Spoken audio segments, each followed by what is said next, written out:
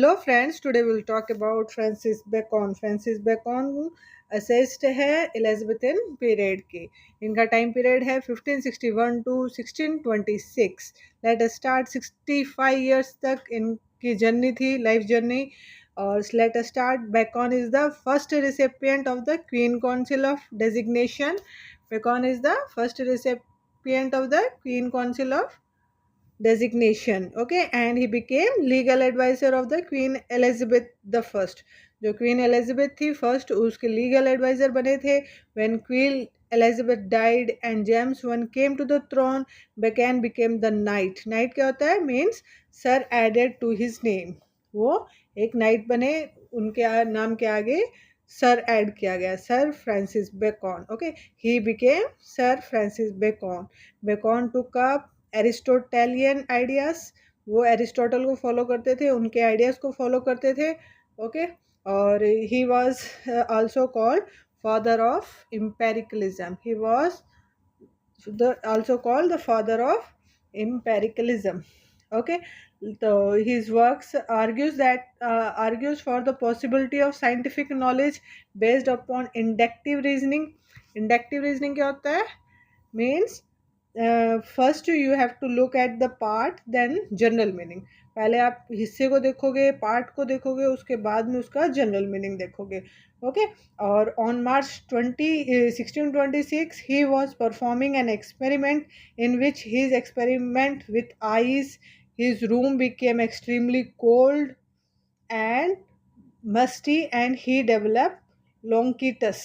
इनको एक बीमारी लगी थी, लोंकिटस डिसीज. ओके, तो ये एक्सपेरिमेंट कर रहे थे उस टाइम पे, ये उनको लग गया था. एक क्वेश्चन है एफ्रोरिस्टिक. एफ्रोरिस्टिक प्रोस्टाइल, ये किस में लिखते थे? Aphoristic prose style means a person who uses maxims and proverbs. Maxims and proverbs जो यूज करते हैं उनको बोलते हैं एफ्रोरिस्टिक प्रोस्टाइल बोलते हैं उसको. ओके, तो ये क्वेश्चन आ सकता है, you have to remember this. Let us start. Francis Bacon works. Okay, तो फर्स्ट वर्क इज इन सैचुरेशियो मैग्ना. इन सैचुरेशियो Magna.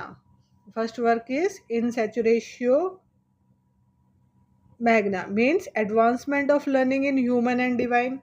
Means advancement of learning in human and divine. Also called great instauration. क्या बोलते हैं? Great Instauration. इसका मतलब होता है in Bible God created universe in 6 days and on the 7th day he took rest. पता है ना, संडे बनाते हैं हम 7th day, तो he took rest, that is on Sunday. In this also Francis Bacon imitated the work of 6 days leading to the 7th day of rest. Okay, बाबत day. क्या बोलते हैं इसको? बाबत day. This great work divided into 6 parts. This great work is divided into 6 parts in order to imitate the divine work. जो divine work है उसको imitate करने के लिए उनको 6 days लगे. ओके, डिवाइड किया उन्होंने 6 पार्ट्स में. और 6 parts are, first part is, let us discuss about the first part. The first part is partition of science. First part is partition of science. You have to remember this list, guys. The second is new method. 6 parts. We are discussing about the 6th part of In Saturatio Magna. Okay, of Francis Bacon. और इनका second है new method. New method is very important. Many times ask the question ask in UGC net about new method. Okay, and the next is natural history, ladder of intellect, and fifth is anticipation of second philosophy, and the last 6th one is the second philosophy or active sign. The second philosophy or active sign. तो first हम discuss करेंगे new method. This is very important, exam point of view से ये बहुत important है. Let us discuss about this. Okay, new method. इसका original title है Novum Sanitarium. You have to remember this. Novum Organum Sanitarium. Okay, you have to remember this. जो इसका original title है, new method को हम Novum Organum साइंटेरियम में बोलते हैं. एक्चुअली मीन्स क्या होता है इसका? New instrument of science. इसका मतलब होता है new instrument of science. It is a part of इन सैचुरेशियो मैग्ना. बताया मैंने 6 पार्ट है, उनमें से सेकेंड पार्ट है. Okay, it is a reference to Aristotle work. Aristotle work का रेफरेंस भी लिया गया है. Organon gave logic and philosophy in this work. Okay, gave logic and philosophy in this work. Logic दे रहे हैं, philosophy they. He says that there is a new system of logic which is superior to the old ways of philosophism. जो logic है, he says that there is a new system of logic है which is superior to the old way of philosophism. New system is known as Baconian method. New system को क्या बोलते हैं? Baconian method. You have to remember this. New system is also known as Baconian method. The title Novum Organum Sanitarium, it depicts an image of a galleon. Galleon क्या? Kind of ship है, passing between mythological pillar of Heracles. 2 pillar है, mythological pillar है, उनके बीच में से एक ship पास हो रही है. ओके, डिपिक्ट करा ये इमेज को. ओके, इस इमेज को डिपिक्ट कर रहा है. The mythical pillars are distracted when the ship is passing. ये डिस्ट्रैक्ट हो जाते हैं जब शिप वहाँ से जा रही है. When this pillars are distracted, this opens a new world of exploration. वो जब पिलर्स टूट जाते हैं तो एक नया वर्ल्ड एक्सप्लोर करते हैं. The Latin tag is there in this work. Latin tag is there in this work. You have to remember this. Latin tag is there in this work. Latin tag का मतलब होता है means many will travel and knowledge will be increased. जितने ज़्यादा travel करेंगे उतनी ही knowledge बढ़ती जाएगी, उस जगह पे आते जाएंगे. कहते हैं ना ज्ञान बांटने से बढ़ता है, वैसे ही वहाँ पे जाने से जितने लोग ट्रैवल जर्नी करते रहेंगे, एक्सप्लोर करते रहेंगे, उतनी ही उनकी नॉलेज इंक्रीज होती जाएगी. And it is taken from old testament of Bible. ये कहाँ से लिया गया है? ये ओल्ड टेस्टामेंट ऑफ बाइबल से लिया गया है. This book divided into 2 parts. और ये जो न्यू मेथड है ये भी डिवाइड किया गया है 2 पार्ट्स में. ओके, किसमें? 2 पार्ट्स में ये भी डिवाइडेड है. ओके, और फर्स्ट है इसका interpretation of nature and the empire of man. The first is interpretation of nature and empire of man, and the second one is on the interpretation of nature or ring of man. On the interpretation of nature or ring of man. Okay, और अब हम करेंगे third work इसका advancement of learning. New method हमने कर लिया, अब हम करेंगे एडवांसमेंट ऑफ लर्निंग. मैं ट्राई करूँगी आज मैं फ्रांसिस बेकन को कंप्लीट कर दूँ. Late us discuss about advancement of learning. आप प्लीज़ सब्सक्राइब कीजिए मेरा चैनल, बेल आइकन को दबाइए, लाइक कीजिए, शेयर कीजिए ताकि मुझे भी मोटिवेशन मिले.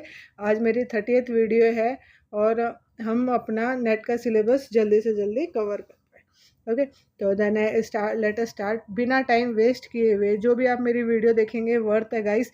जो बिना टाइम वेस्ट किए हुए जितना आपको चाहिए एग्ज़ाम पॉइंट ऑफ व्यू से, मैं सिर्फ उतना ही बता रही हूँ. लेंथी पोर्शन मैं भी बहुत करवा सकती हूँ, लेकिन मैं नहीं चाहती कि लेंथी पोर्शन मैं करवाऊँ. आपके एग्ज़ाम पॉइंट ऑफ व्यू से ही मेरा टारगेट है कि आपको मैं फर्स्ट टाइम में एग्ज़ाम क्लियर करवाऊँ. ओके, तो let us discuss about advancement of learning.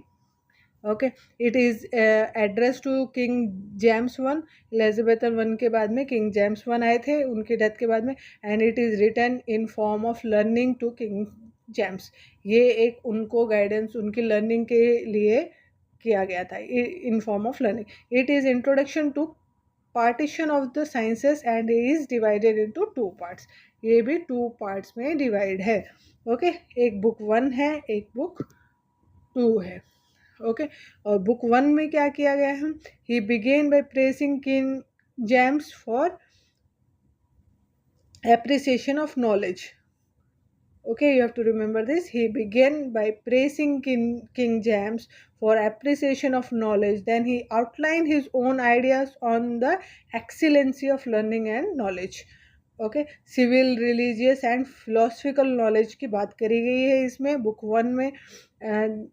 ठीक है, ये किंग जेम्स को अप्रिशिएट कर रहे हैं कि वो नॉलेज लेना चाह रहे हैं. ठीक है, in Bible there is a wise king. हमने बहुत बार सुना है बाइबल में एक वाइस किंग है सोलोमन नाम के, who said that we should not run after knowledge because knowledge ultimately brings anxiety. बोला गया नॉलेज से एंजाइटी आती है अकॉर्डिंग टू बैकॉन. लेकिन बैकॉन के पॉइंट ऑफ व्यू से proud knowledge brings to atheism. Proud knowledge से क्या मिलता है? एथीसियम. ओके, एथीसियम का मतलब होता है who does not believe in God. Okay, but pure knowledge will help you in raising his own standard, in leading a better life, and proud knowledge will lead you to your downfall. Proud knowledge अगर हम लेंगे तो हमारा downfall होगा. Pure knowledge हम लेंगे तो better life हमें मिलेगी. ठीक है, इसमें ये बताया गया है बुक 1 में. और मर्थर जो लूथर है is praised by Bacon in this work. Pure knowledge में प्रेस किया है उन्होंने. किसको प्रेस किया है इसमें? मार्थर लूथर को. Martin Luther, you have to remember this. इसमें लिखा नहीं है लेकिन आपको नोट डाउन करना है कि Martin Luther is praised by Bacon in this work. Pure knowledge में उन्होंने उनको प्रेस किया है. ओके, तो let us discuss about book 2. Book 2 it outline 3 objects. Book 2 में 3 ऑब्जेक्ट्स है. फर्स्ट है places of learning. Places of learning में include government office and institution. जो गवर्नमेंट ऑफिस है, इंस्टीट्यूशन है, वो इसमें ऐड किया है. किसमें? प्लेसेस ऑफ लर्निंग में. Next is books of learning. Books of learning कहाँ पे मिलती है बुक्स?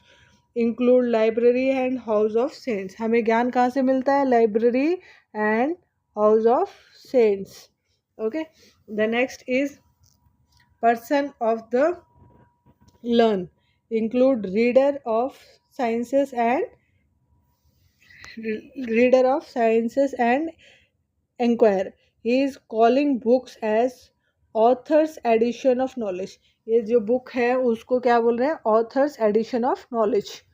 बुक्स ऑफ लर्निंग को क्या बोल रहे हैं? Author's addition of knowledge.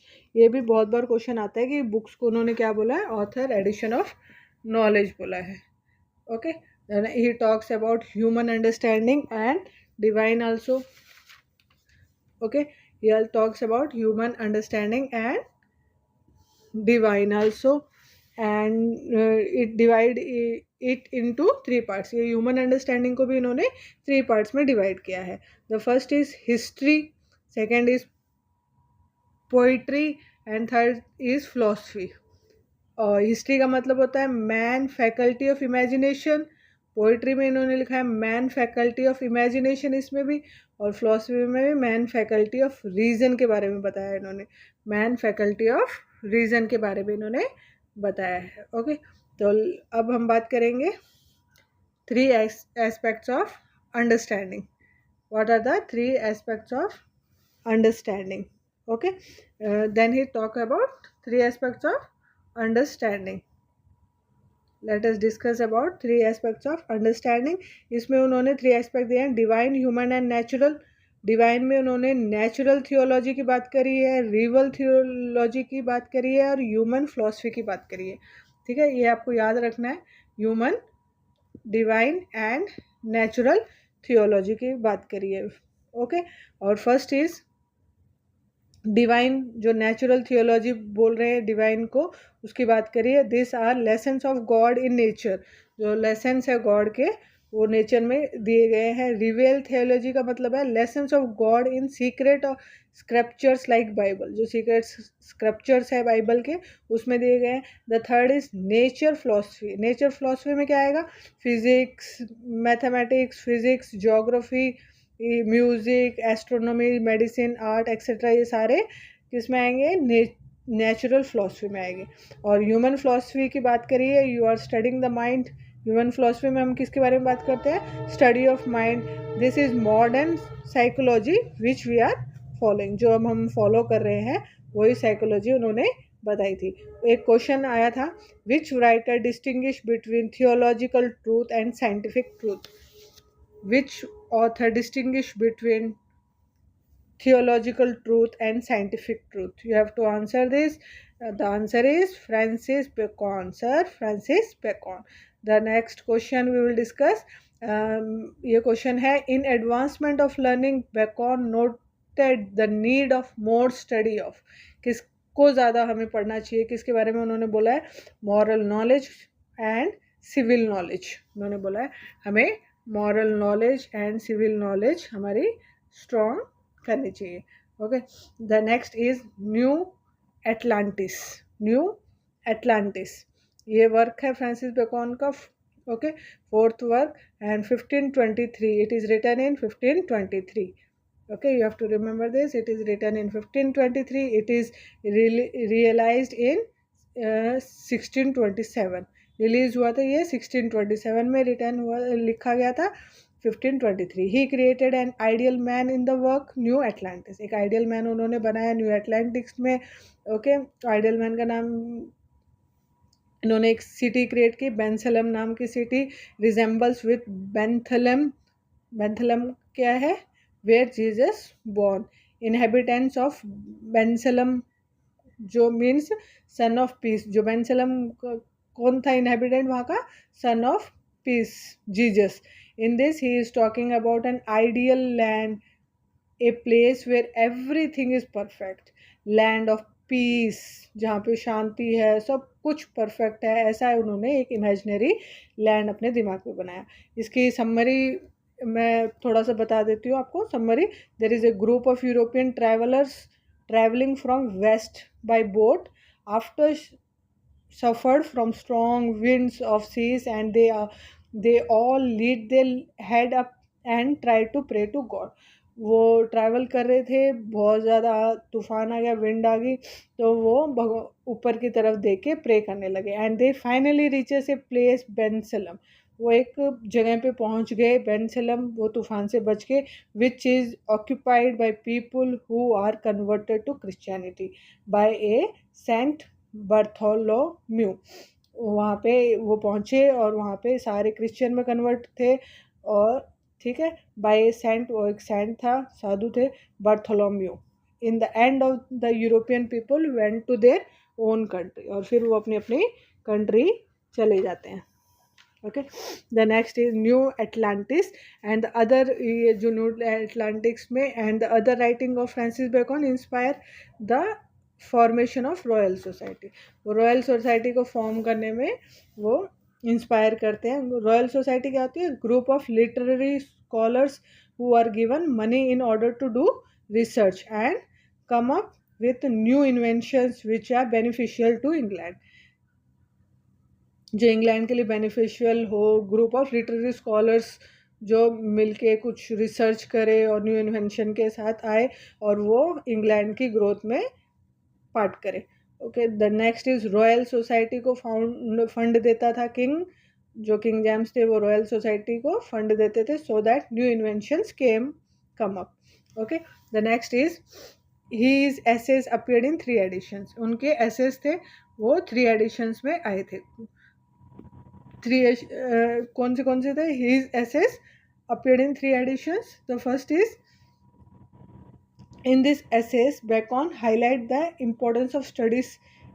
इसमें वो ऐसे ऑफ स्टडी में क्या बोलते हैं, इंपॉर्टेंस ऑफ स्टडी बताया गया है। For Bacon study is an application of knowledge in practical life, we also know that it is an application of knowledge, okay, in practical life. In the beginning of his essay, Bacon described the 3 main purpose of study.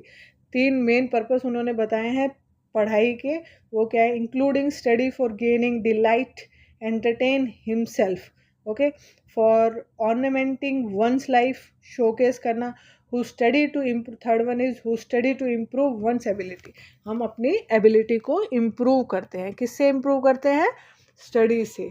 Okay, तो ऐसे of studies में इन्होंने ये बताया है, और उन्होंने बोला है कि educate people can manage their daily affairs effectively. जो एजुकेट पीपल होते हैं वो अपने डेली के जो काम होते हैं उनको अफेक्टिवली मैनेज कर लेते हैं।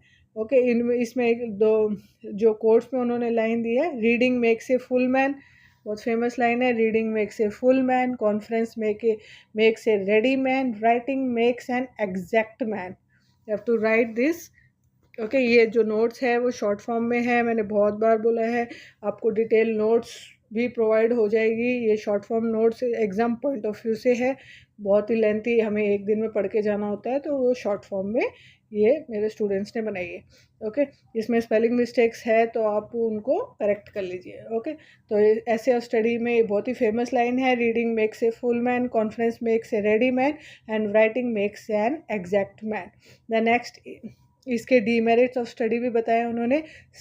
डीमेरिट्स है, फर्स्ट डीमेरिट है, studying for a prolonged period of time leads to laziness. बहुत ही ज़्यादा देर हम बैठ के पढ़ते रहते हैं तो हम लेजीनेस भी, बैठे बैठे सुस्त हो जाते हैं। Study from the books and not from the nature. Book से ही ज़्यादा पढ़ते हैं, नेचर से हम पढ़ते नहीं, तो वो भी हमारे लिए नेगेटिव है, एक डीमेरिट है इसका। He says if your mind had any defect then studying will act as a medicine to that defect. अगर वो इसमें कह रहे हैं कि अगर आपके माइंड में कोई डिफेक्ट है तो जो एजुकेशन है वो एक मेडिसिन की तरह काम करेगा उस डिफेक्ट को ठीक करने के लिए। The next is some books are only meant to be tasted and others to be swallowed and some books are meant for chewing and digesting properly. Okay, these are the demerits and merits of study. The next is quotations of Bacon. उन्होंने quotations दिए हैं काफ़ी, वो हम discuss कर लेते हैं। Study serve delight for ornament and for ability. मैं ये जो बोल रही हूँ मैं आपको PDF प्रोवाइड कर दूँगी, लिंक दे दूँगी, तो आपको लिखने की ज़रूरत नहीं है, आप इसमें समझ लीजिए। ओके, और गाइस प्लीज़ मेरे ज़्यादा से ज़्यादा वीडियो शेयर कीजिए, सब्सक्राइब कीजिए ताकि मुझे भी मोटिवेशन मिले। ओके, तो हम बात कर रहे हैं अभी कोटेशंस की, कोटेशंस ऑफ फ्रांसिस बेकन। इसमें फर्स्ट कोटेशन है, study serve delight for ornament and for ability. The next quotation is, to spend too much time in studies is lost, to use it for ornament is affectation. Okay, the third quotation is, crafty man condemn study, simple man admire them and wise man use them। और हमें wise man की तरह use करना है, अपने time को भी use करना है और अपनी पढ़ाई को भी यूज़ करना है। Okay, the next fourth quotation of Bacon is, reads not to contradict and confuse, not to believe and take for granted, not to find talking discourse, but to weigh and consider. Okay, these are the quotations of Bacon in Essay of Studies. Video बहुत lengthy होती जा रही है, तो I think I have to stop here only. Okay, कल हम इनके बाकी एसेस करेंगे। तो थैंक यू फॉर वॉचिंग, वरना आप बोर फील करोगे। Thank you for watching my video, thank you so much. ज़्यादा से ज़्यादा शेयर कीजिए, सब्सक्राइब कीजिए और चैनल को लाइक कीजिए। Thank you so much, have a nice day.